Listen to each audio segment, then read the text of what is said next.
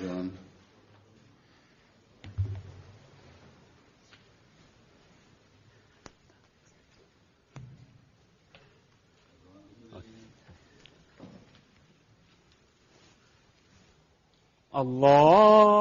أكبر. الله أكبر. الله أكبر. الله أكبر. أشهد أن لا إله إلا الله. أشهد أن لا إله إلا الله. أشهد أن محمدا رسول الله. أشهد أن محمدا رسول الله. حي على الصلاة. حي على الصلاة. حي على الفلاح. حي على الفلاح.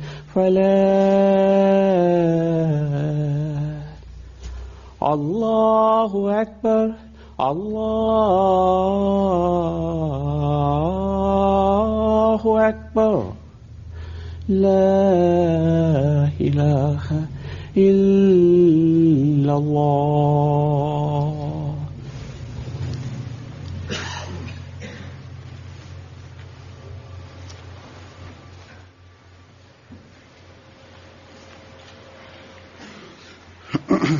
السلام عليكم ورحمة الله.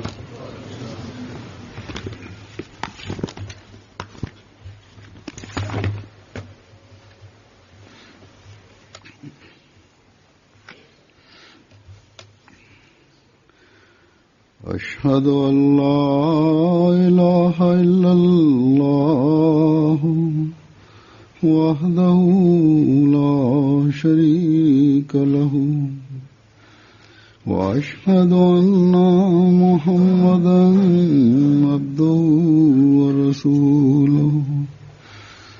أما بعد فأعوذ بالله من الشيطان الرجيم.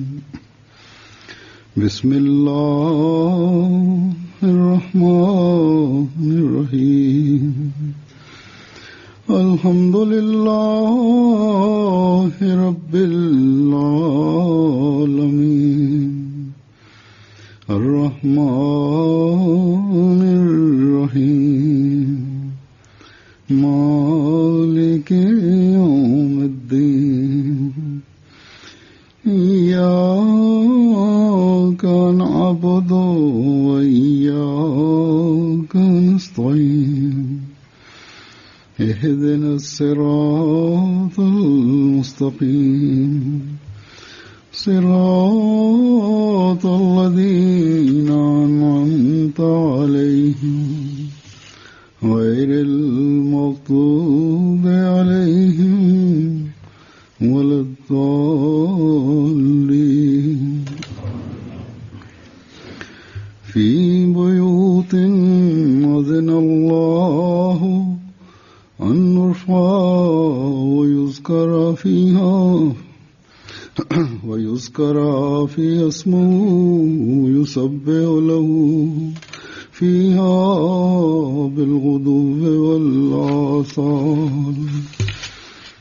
رجال لا تلهيهم تجارة ولا بيع عن ذكر الله وإقام الصلاة وإيتاء الزكاة.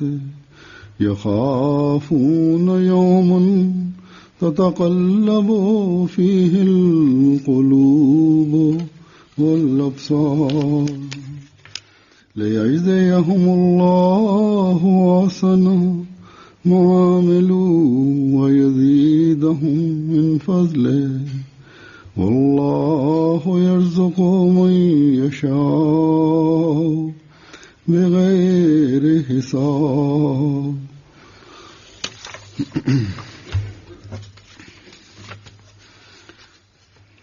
इन आयात का तर्जुमा है कि ऐसे घरों में जिनके मुतालिक अल्लाह ने इज़्न दिया है कि उन्हें बुलंद किया जाए और उनमें उसके नाम का जिक्र किया जाए. La traduction de ces versets est comme suit. Cette lumière est maintenant allumée dans des maisons à l'égard desquelles Allah a commandé qu'elle soit élevée et que son nom y soit souvenu. Il le glorifie en ces maisons tous les matins et tous les soirs. Des hommes que ni les affaires ni le commerce ne distraient du souvenir d'Allah, ou de l'observance de la prière ou du paiement de la zakat. Ils redoutent un jour où les cœurs et les yeux seront bouleversés. Ainsi, Allah les récompensera selon la meilleure de leurs œuvres et leur accordera encore plus de sa munificence. Et Allah accorde sa provision sans mesure à qui il veut.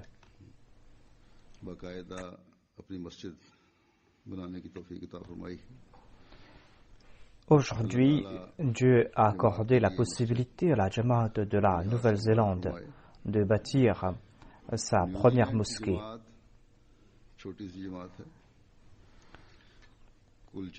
Qu'Allah fasse que cette mosquée soit une source de bénédiction pour la Jamaat de la Nouvelle-Zélande. La Jamaat de la Nouvelle-Zélande est toute petite et comprend environ 400 individus.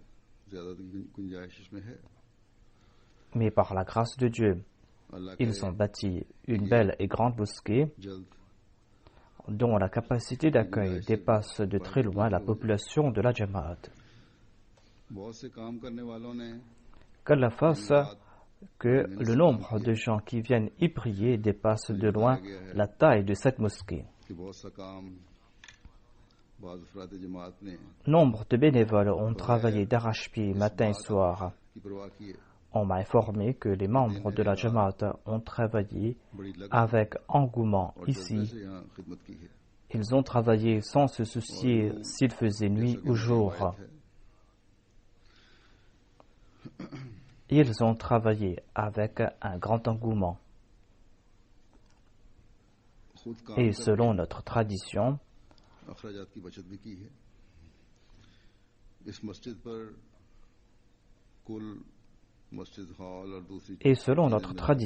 ces membres de la Jamaat ont travaillé bénévolement afin de faire des économies. Le coût total de ce projet, qui comprend la construction de la mosquée ainsi que les salles annexes, a coûté environ 3,5 millions de dollars. La mosquée elle-même a coûté 3,1 millions de dollars et le reste comprend des dépenses pour la construction de la cuisine et la rénovation des salles annexes.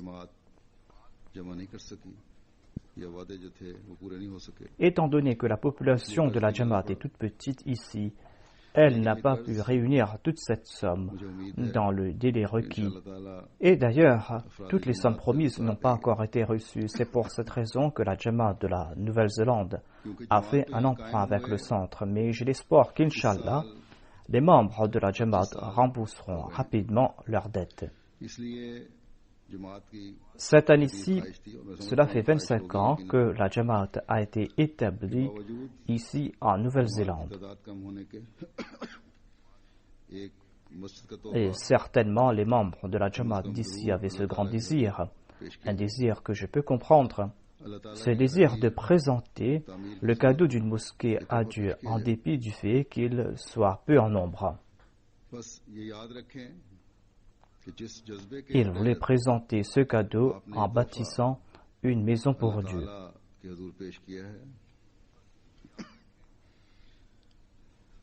En étant animé de ces sentiments nobles, vous avez présenté un cadeau à Dieu.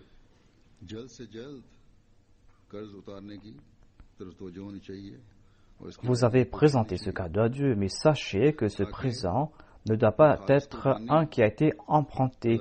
Vous devez faire de votre mieux afin de rembourser au plus vite cette dette. afin que vous puissiez présenter à Dieu vos sacrifices sincères.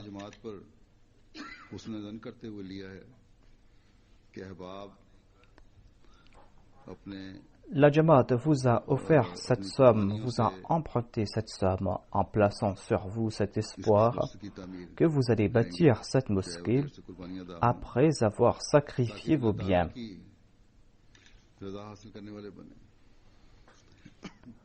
Vous allez faire des sacrifices pour bâtir cette mosquée, même si ces sacrifices ont été consentis après la construction de la mosquée. Vous allez faire ces sacrifices afin que vous puissiez mériter le plaisir de Dieu. Le saint prophète Mohammed sallallahu alayhi wa sallam a déclaré que celui qui a bâti une maison pour Dieu ici-bas sur terre, Dieu bâtira pour lui une maison au paradis. Qui ne désire pas profiter du paradis de Dieu? Qui est celui qui ne désire pas qu'il ait une maison au paradis? Certainement, aucun Ahmadi n'osera concevoir qu'il n'a point besoin de plaire à Dieu. Certainement, tout Ahmadi désire qu'une maison lui soit offerte en cadeau de la part de Dieu au paradis.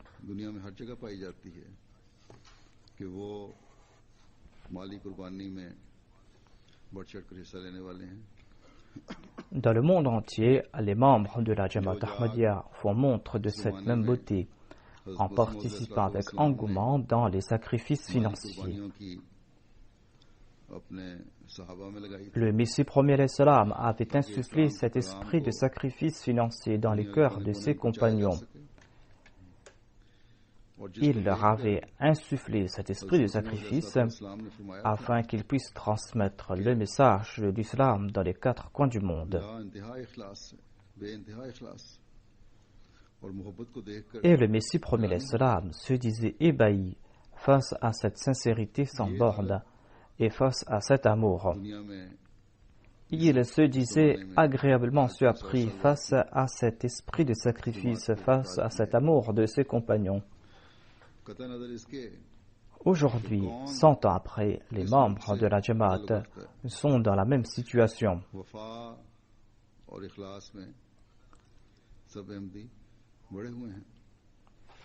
Quel que soit leur pays d'origine, tous les Ahmadis sont emplis de sincérité et de fidélité.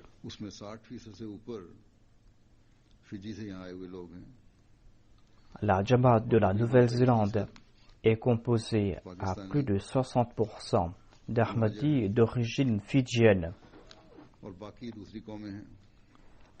23% est composé d'Ahmadis qui ont émigré du Pakistan. Et le reste est composé d'Ahmadis d'origine diverse. Certes, c'est une Jamaat qui est très petite, mais elle est très cosmopolite. Et chacun essaye de se surpasser les uns les autres dans leur amour pour la communauté et dans leur sincérité. Souvenez-vous néanmoins que cette sincérité que l'on exprime ici et ces sacrifices de temps et de biens, ces sacrifices ne suffisent point pour un véritable croyant. Il faut faire preuve de constance, sur la voie de la vertu, sur la voie de la taqwa. Et il faut tout le temps se souvenir du but de sa création. Voilà ce qui sied un véritable croyant. Voilà sa distinction à lui.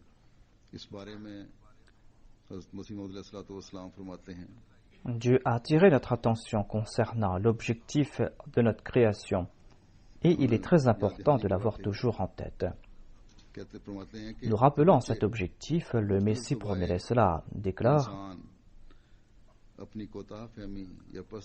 il nous fait un rappel ici, il déclare, en raison de leur manque de raisonnement ou en raison de leur manque de détermination, c'est-à-dire si l'on est dénué de compréhension, si l'on manque de résolution, si l'on se relâche, c'est en raison de leurs lacunes que d'aucuns se fixent eux-mêmes les objectifs de leur vie. Et cette personne se contente d'assouvir ses objectifs et ses souhaits qui ont trait à ce bas monde. Mais le but pour lequel Dieu a créé l'homme a été évoqué dans le Saint-Coran. Ce but est وَمَا خَلَقْتُ الْجِنَّ وَالْإِنسَ إِلَّا لِيَعْبُدُونَ, c'est-à-dire je n'ai créé les djinns et les hommes que pour qu'ils m'adorent.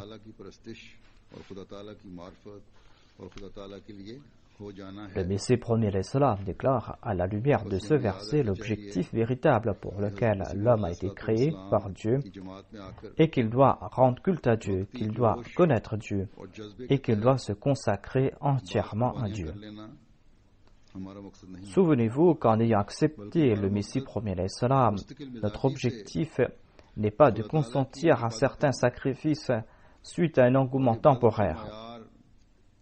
Notre objectif, c'est de faire preuve de constance dans l'adoration de Dieu.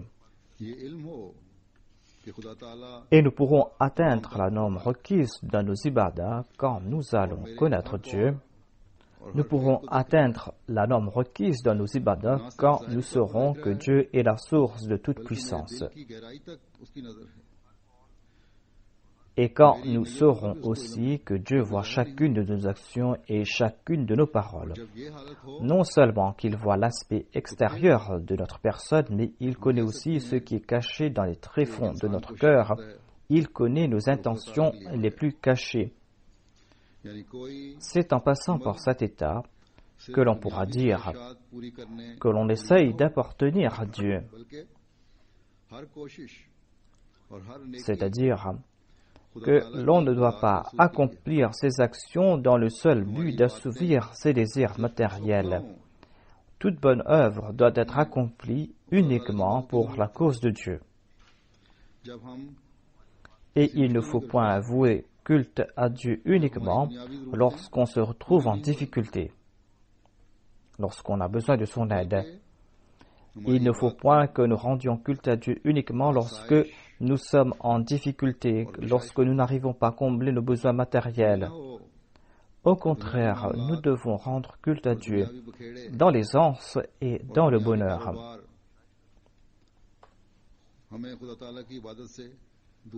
Il ne faut point que des affaires de ce monde, il ne faut point que nos commerces et nos affaires nous éloignent de l'adoration de Dieu.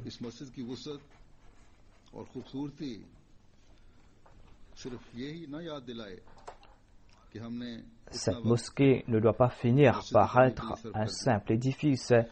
Sa taille et sa beauté ne doivent pas être qu'un souvenir que nous avons sacrifié autant d'heures pour la bâtir et que nous avons travaillé bénévolement pour économiser autant et que nous avons contribué telle ou telle somme pour la construire. Cet édifice doit être là pour nous rappeler que si nous construisons ici sur terre une mosquée, eh bien, dans l'au-delà, nous allons mériter des récompenses de la part de Dieu. Récompenses qui prendra la forme d'une maison qu'il nous offrira. Et cette maison dans l'au-delà, nous allons la mériter lorsque nous allons ici sur terre nous acquitter de nos devoirs envers la mosquée que nous avons bâtie. Et l'on pourra atteindre ce but en traduisant dans la pratique ce précepte de Dieu, précepte qu'il a évoqué dans un verset que j'ai cité au tout début, où il est dit « La tulhihim tijaratun wala bay'» c'est-à-dire les véritables croyants sont ceux qui ni les affaires ni le commerce ne distraient. Leur commerce et leurs affaires ne les distraient pas du souvenir d'Allah. Leur commerce et leurs affaires ne leur distraient pas de l'observance de la prière et du paiement de la zakat. Ainsi, nous, Ahmadis, nous devons être ces véritables croyants qui possèdent ces distinctions. Il y avait ici auparavant un centre de prière, mais il y a une grande différence entre un centre et une mosquée. Ce centre de prière n'est qu'une salle. La mosquée, quant à elle, possède un dôme, possède un minaret, et le nom mosquée est synonyme de sainteté.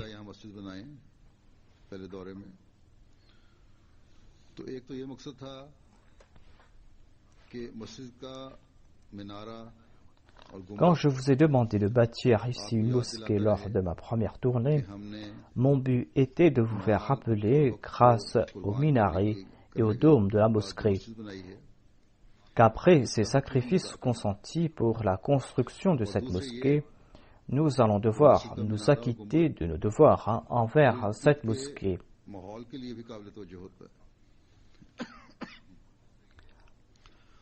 L'autre but était d'attirer l'attention des gens grâce à ce minaret, grâce à ce dôme. Le but était d'ouvrir la voie pour l'établir. Le but était d'attirer l'attention des gens grâce à cette mosquée. Et les gens viendront pour connaître l'islam véritable. Ou les gens viendront par curiosité pour connaître ces musulmans qui se trouvent ici. L'expérience que j'ai faite jusqu'à présent est que par la grâce de Dieu, la construction d'une mosquée accroît davantage la renommée de la communauté islamique Ahmadiyya. Et c'est en raison de cette renommée que les Ahmadis sont davantage vigilants quant à leur devoir envers cette mosquée.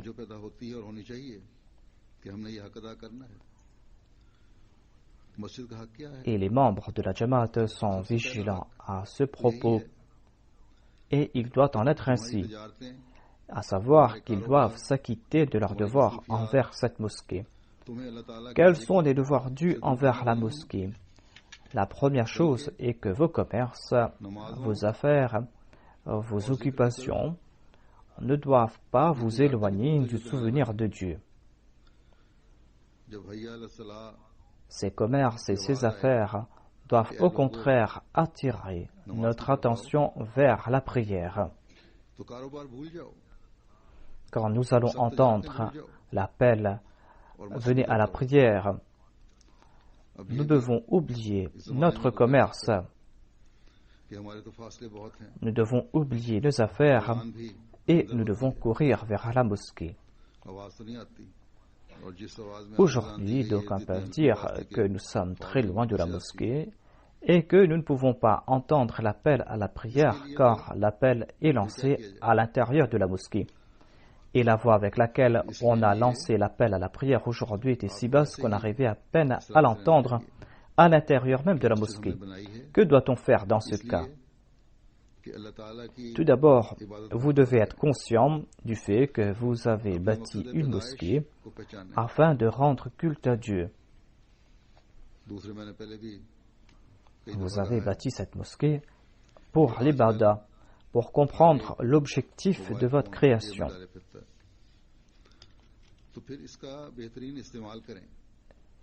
Et je l'ai dit auparavant, et je le répète maintenant, à savoir qu'aujourd'hui, chacun a un portable dans la poche. Utilisez cet appareil à bon escient, c'est-à-dire mettez une sonnerie d'appel à la prière qui se déclenchera à l'heure de la prière. Et ceux qui sont proches de la mosquée, qu'ils y viennent. Et quant à ceux qui sont loin, qu'ils accomplissent leur prière là où ils sont. Quand sur votre lieu de travail, vous serez vigilant concernant vos prières, quand vous allez accomplir vos prières, vous allez attirer l'attention des gens qui sont autour de vous. Ces gens vont vous demander qui êtes-vous, et la mosquée sera un moyen de vous faire connaître. Vous allez inviter vos amis à venir visiter la mosquée, et ainsi vous allez vous souvenir de Dieu d'une part.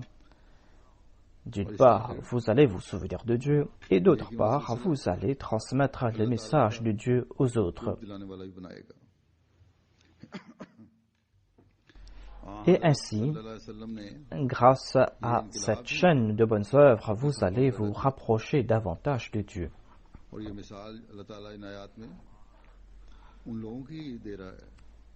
Le saint prophète Mohammed sallallahu alayhi wa sallam avait apporté cette révolution à ses compagnons. Dans ces versets que j'ai cités au tout début, Dieu a cité l'exemple des compagnons du saint prophète, paix soit sur lui. Ils étaient des millionnaires, certes, mais leur cœur était empli du souvenir de Dieu. Ils se consacraient entièrement à la prière. Ils faisaient des sacrifices financiers et ils étaient vigilants à ce propos. Et aujourd'hui, Dieu a envoyé le serviteur parfait du saint prophète Mohammed Mustafa sallallahu alayhi wa sallam pour apporter cette révolution. Il est venu afin que nous puissions renforcer notre relation avec Dieu, afin que nous puissions protéger nos prières. Il est venu afin que les membres de sa communauté puissent faire des sacrifices financiers pour qu'ils puissent purifier leurs biens. Je l'ai dit auparavant et je le répète souvent. C'est un fait dont témoigne l'histoire de la communauté. La tradition de la communauté dit la même chose, à savoir que par la grâce de Dieu, les Ahmadis font de grands sacrifices financiers. Ils en font davantage et ils sont soucieux à cet égard. Mais nous devons aussi être très vigilants quant aux prières et il y a encore beaucoup à faire pour rehausser le niveau des ibadah. L'on doit être vigilant à cet égard. Il faut remplir ses mosquées et l'on pourra être assidu dans ses prières lorsqu'on va accomplir ses prières en congrégation. Voilà le but de la construction d'une mosquée, à savoir qu'il faut venir ici et qu'il faut prier en congrégation. Allah déclare que le véritable croyant se soucie davantage de l'au-delà. Il ne se soucie pas de ce monde d'ici-bas, mais il se soucie de l'au-delà. Lorsqu'on atteint la vieillesse, l'on se fait de grands soucis. L'on supplie Dieu en larmes, on prie soi-même et on demande aux autres de prier pour soi, afin que l'on ait une bonne fin. Selon Dieu, le véritable croyant ne passe pas par cet état lorsqu'il est arrivé à la fin de sa vie.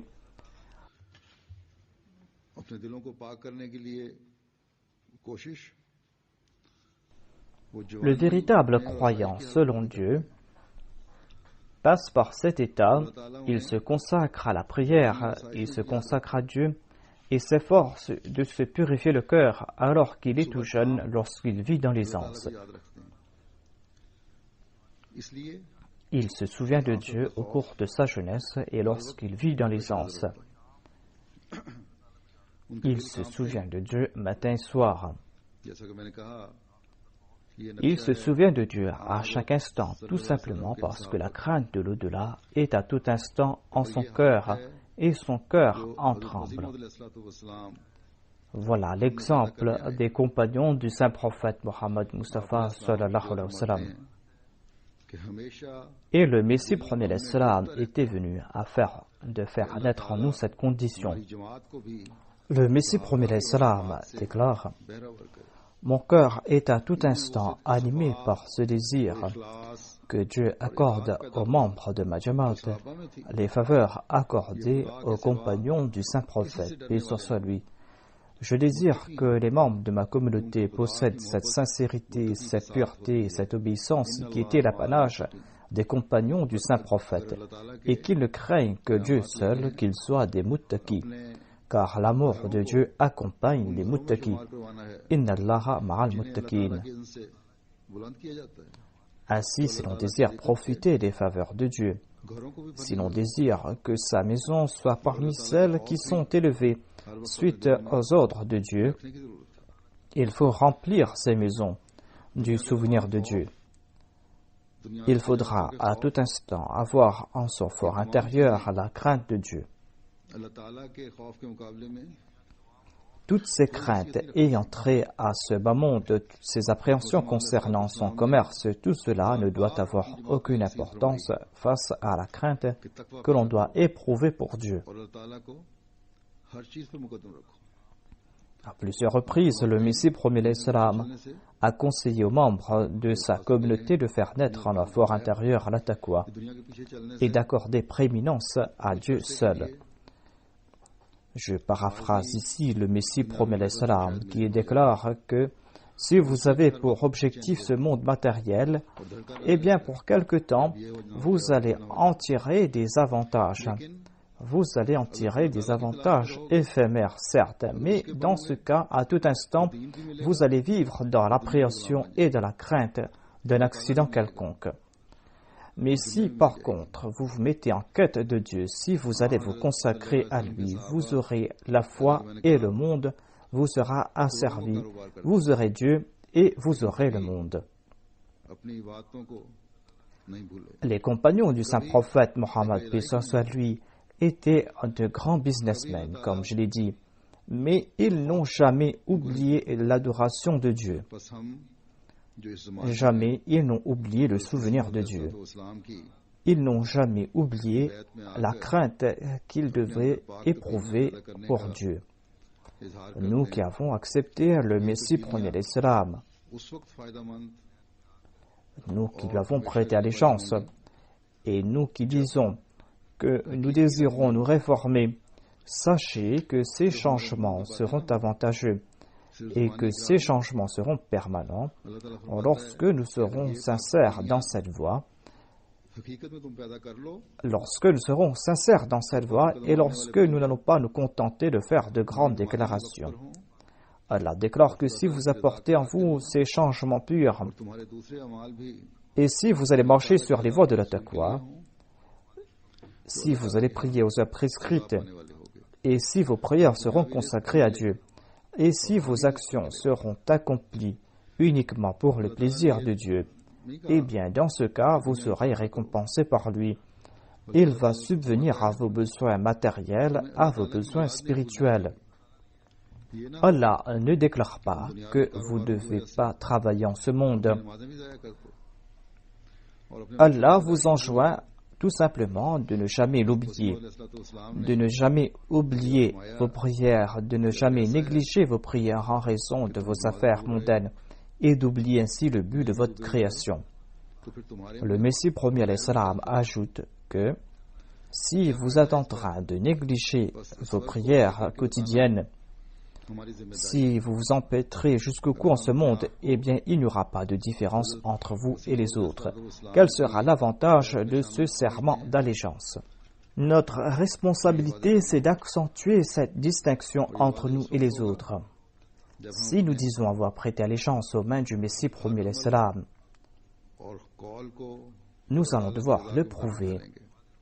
Et nous allons pouvoir prouver cela lorsque nos paroles et nos actions seront en accord au plaisir de Dieu.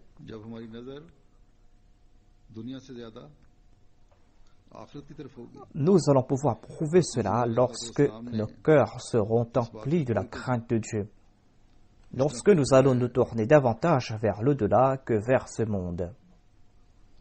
Le Messie premier alayhi salam a expliqué cela en détail en déclarant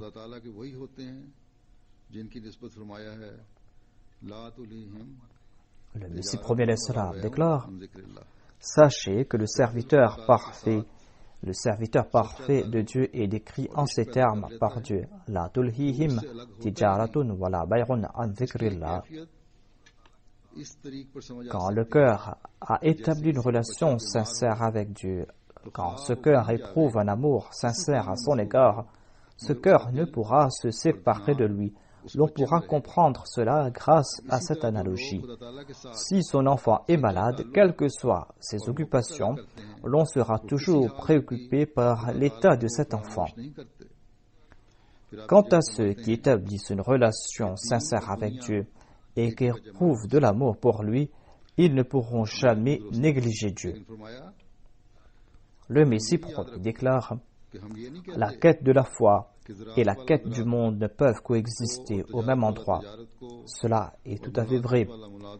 Et le Messie premier salam ajoute que ne croyez pas que je suis en train de vous interdire de cultiver la terre, de ne pas faire du commerce, de ne pas trouver un travail et d'abandonner votre métier et de rester les bras croisés oisifs. Je ne vous demande pas de rester sans rien faire. Mais moi je vous dis, la tulhihim tijaratun wala bari an dhikrillah. Il faut agir selon ce précepte. Ni les affaires, ni le commerce ne doivent vous distraire du souvenir de Dieu. La main doit certes travailler, mais le cœur doit être toujours enclin au souvenir de Dieu. Le Messie premier salam déclare: le commerçant s'affairant dans son commerce, le cultivateur cultivant sa terre, et le roi gérant les affaires de l'État, tous ayant en tête dans l'exercice de leur fonction la personne de Dieu et sa grandeur et sa toute-puissance, et en respectant ses commandements et ses interdits, tous peuvent, en respectant ces conditions, agir comme bon il leur semble, c'est-à-dire de suivre les préceptes de Dieu, d'accomplir ce qu'il lui demande de faire, d'éviter les interdits qu'il a fixés. Il faut éviter les interdits de Dieu et, en prenant en considération les préceptes de Dieu, l'on aura devant soi une feuille de route à suivre. L'homme doit agir en respectant ces règles. Voilà ce qu'entend le Messie promet l'Islam quand il nous demande d'agir comme bon il nous semble, à savoir que nous n'aurons pas d'autre recours que de suivre la voie tracée par Dieu. Il déclare: craignez Allah et vous êtes libre d'agir comme vous le désirez. L'islam ne nous dit pas de ne pas avoir de gagne-pain et de demeurer oisif et inapte et d'être un fardeau pour les autres au lieu de servir les autres. L'islam ne nous recommande pas de ne pas travailler, de s'asseoir sans rien faire. Il faut se souvenir de Dieu, certes, mais tout en travaillant. Le Messie promis déclare: la paresse est un péché. Le paresseux pourra-t-il servir Dieu? Pourra-t-il servir la cause de sa religion? Comment pourra-t-il nourrir sa femme et ses enfants que Dieu lui a confiés? Ainsi, sachez que Dieu ne désire pas que vous abandonniez le monde complètement. Il veut tout simplement que vous vous purifiez l'âme. Tout comme il a été dit: Qad aflaha man zakkaha. Faites du commerce, cultivez la terre, ayez un emploi, ayez un métier, trouvez un emploi, faites ce que vous voulez faire, mais purifiez votre âme et protégez votre âme de toute désobéissance à Dieu. Le salut est destiné à ceux qui se purifient l'âme. Apportez une pareille purification qui fera de sorte que les affaires de ce monde ne vous rendent point négligents envers Dieu. Et vos affaires de ce monde seront gérées selon les règles de la foi. Les commerces de ce monde, ces business, ces emplois se transformeront en dignes si les intentions sont sincères, si l'on a promis de suivre les ordres de Dieu. Le Messie promis ajoute: l'homme n'a pas été créé pour ce monde. Son cœur doit être pur et il doit à tout instant être animé de ce désir de plaire à Dieu. S'il agit en ce sens, ce monde sera licite pour lui. Les actions seront jugées selon les intentions. Voilà l'état par lequel doit passer tout Ahmadi. Et quand nous faisons la promesse que nous allons préférer la foi à ce bas monde, le sens est que nos affaires de ce monde doivent être soumises aux préceptes de la foi. Nous ne devons pas commettre ces actions qui seront contraires au plaisir de Dieu. Chanceux est celui d'entre nous qui pense en ces termes. Chanceux est celui qui passe sa vie en respectant ses exigences. S'il n'en est pas ainsi, eh bien notre allégeance aux mains du Messie promet l'Islam ne servira à rien et nos mosquées non plus ne nous accorderont aucun avantage. Comme vous le savez déjà, durant ces jours va se tenir votre jalsa et cette rencontre ne vous sera d'aucun avantage car le Messie premier l'Islam avait déclaré que cette rencontre, cette jalsa n'est pas une foire mondaine. Le but de votre présence pour cette rencontre est de chercher le plaisir de Dieu, d'acquérir la connaissance religieuse et de profiter de ses faveurs spirituelles. Sachez que vous devez apporter en vous des changements purs Vous devez apporter ces changements dans la foulée de la construction de cette mosquée.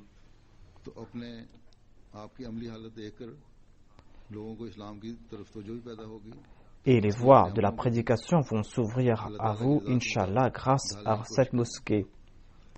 Et en voyant votre exemple pratique, les gens seront intéressés à connaître davantage à propos de l'islam. Ainsi, faites en sorte que vos actions soient en accord au plaisir de Dieu. À propos de la prédication, je veux attirer l'attention des organisations auxiliaires et de la Jamaat d'ici, qu'ils ne doivent pas se contenter de suivre la méthode qu'ils avaient adoptée pour la prédication. Ils doivent chercher de nouvelles voies pour prêcher le message de l'islam. Ils doivent faire connaître l'islam davantage. Faites connaître l'islam aux autres. Vous avez traduit le Saint-Coran dans la langue maori et cela a fait connaître davantage la Jamaat. La télévision et la radio en langue maori ont fait une bonne couverture de ce Coran. Et grâce à l'ouverture de la mosquée, vous allez faire connaître la Jamaat davantage. Si nous utilisons ces moyens que Dieu a mis à notre disposition pour faire connaître davantage sa religion, nous pourrons attirer le plaisir de Dieu. Aujourd'hui, faites la promesse que vous allez accomplir comme il se doit l'ibadah et en suivant les préceptes de Dieu et grâce à vos excellences, éprouvez une plus grande compassion mutuelle et entraidez-vous et faites connaître aux gens de la région l'islam véritable. Dissiper les malentendus que les gens ont à l'égard de l'islam. Même si vous êtes peu en nombre, si vous avez de la détermination, vous pourrez beaucoup accomplir. Si vous avez de la détermination, même si vous êtes peu en nombre, vous pourrez beaucoup faire. Qu'Allah vous en accorde la possibilité. Vous avez bâti une très belle mosquée. Et les Ahmadis du monde entier qui vous regardent, aujourd'hui on est en train de vous regarder par le truchement de la MTA, et les Ahmadis voudront connaître davantage à ce propos. Ainsi, je vais présenter quelques détails sur la mosquée. J'ai déjà dit que cette mosquée a coûté 3,1 millions de dollars. Et cette mosquée s'appelle Baytul Muqlit. C'était le nom de la salle qui était là auparavant. La mosquée est très bien située et elle est tout près d'une gare et de 2 grandes autoroutes. La superficie du terrain ne dépasse pas 2 hectares. Ce terrain a été acheté en 1999 et il y avait sur ce terrain une salle de 256 mètres carrés. En 2002, on a bâti une salle de 112 mètres carrés pour les femmes et ces 2 salles étaient utilisées pour la prière. Au-dessus de ces salles se trouve la maison pour le missionnaire. En 2006, lors de ma tournée ici en Nouvelle-Zélande, je vous ai demandé de bâtir une mosquée et la construction a débuté en juillet 2012 et cette construction s'est terminée en août 2013. L'édifice de la mosquée comprend 2 étages. Au rez-de-chaussée se trouve la salle pour les femmes et la salle principale de la mosquée est de 239 mètres carrés. Il y a une salle audio-vidéo, il y a une salle de conférence, il y a toutes les aménités pour les ablutions. Il y a un minaret et les gens ont vu cela grâce à l'MTA, un minaret qui est haut de 18 mètres et demi et le dôme fait 8 mètres. Selon la mairie, les 2 salles peuvent accueillir environ 600 fidèles. Mais je pense que 750 personnes peuvent prier dans ces 2 salles. Et 300 personnes peuvent se réunir dans les anciennes salles. Selon mon estimation, environ 1000 fidèles peuvent prier dans la mosquée et les 2 salles annexes. Le parking peut accueillir 160 voitures. La cuisine a coûté $350,000 néo-zélandais.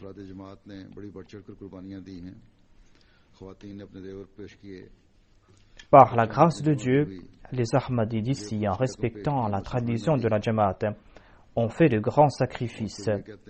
Les femmes ont présenté leurs bijoux, les enfants ont présenté leur argent de poche.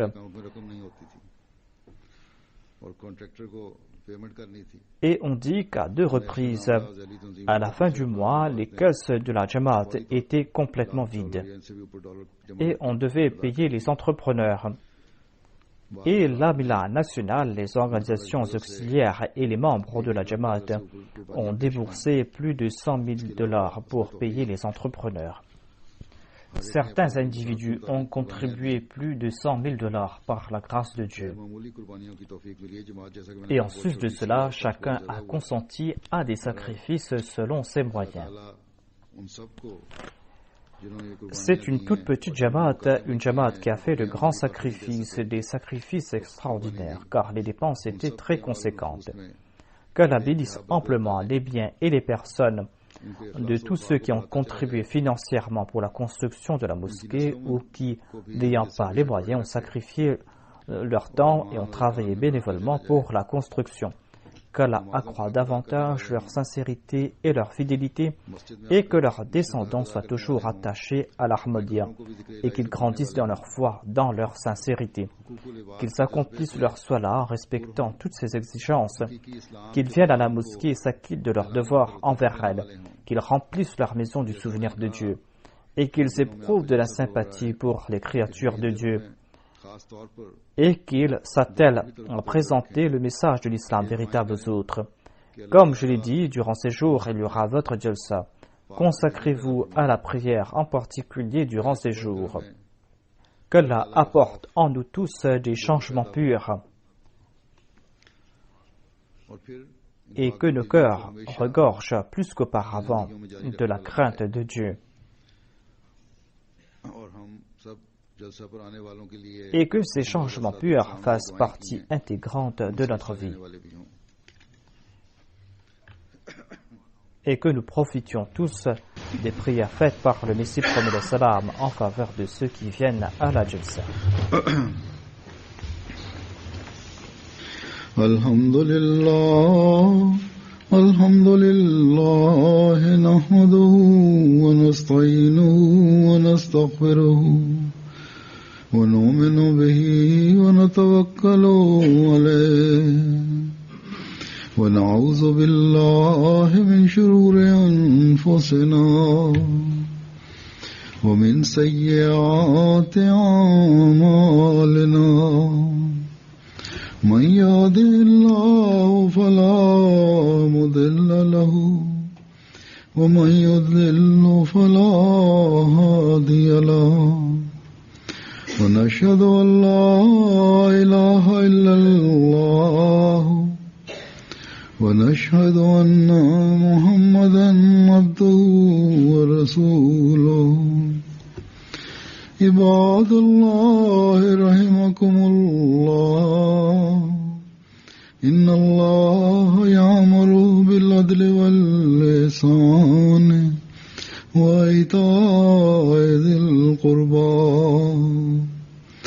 وينهى عن الفحشاء والمنكر والبغي يعظكم لعلكم تذكرون اذكروا الله